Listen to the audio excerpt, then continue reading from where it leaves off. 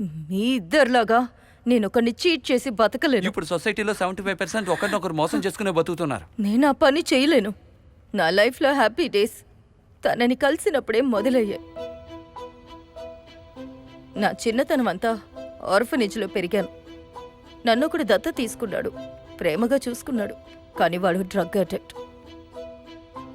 Company కోసం తాగమన్నాడు, కుదరదన్నాను. కొట్టాడు, కంపల్ చేశాడు, బలవంతంగా తాగించాడు. అది కంటిన్యూ అయింది. ఒక స్టేజ్లో ఓవర్గా తాగొచ్చి సెక్షువల్ అప్రోచ్ చేశాడు. ఆడి కాల్ని కత్తితో పొడిచేసి ఎస్కేప్ అయ్యాను. కష్టపడి మందు మానేశాను. ఎడ్యుకేషన్ మీద కాన్సన్ట్రేట్ చేశాను. ఐటీలో జాయిన్ అయ్యాను. అక్కడ సోషల్ డ్రింకింగ్ అని చెప్పేవారు. తాగడం అనేది సాధారణమైన విషయం అక్కడ. I like it. అక్కడే వాడు నన్ను చూశాడు. He's very genuine. నీ గురించి అంతా తెలుసు, నన్ను మ్యారేజ్ చేసుకుంటావా అని అడిగాడు. వాడి అప్రోచ్ నాకు బాగా నచ్చింది. కానీ ఒక్క విషయం నన్ను అడిగాడు. డ్రింక్ మానేయమన్నాడు. చివరిదాకా అనాథలా బతికి చచ్చిపోతాననుకున్నాను.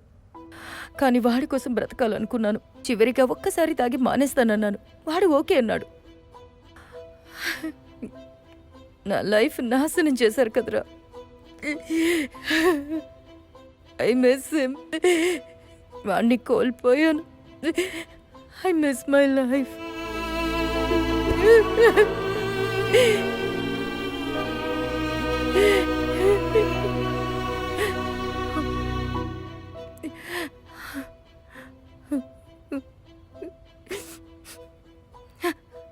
Don't touch me.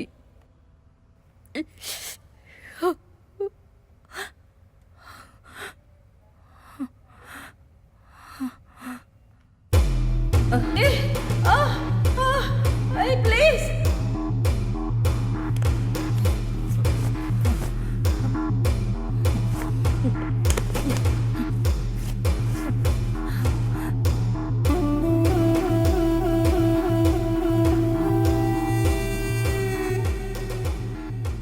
నీకు డ్రింక్ కావాలా?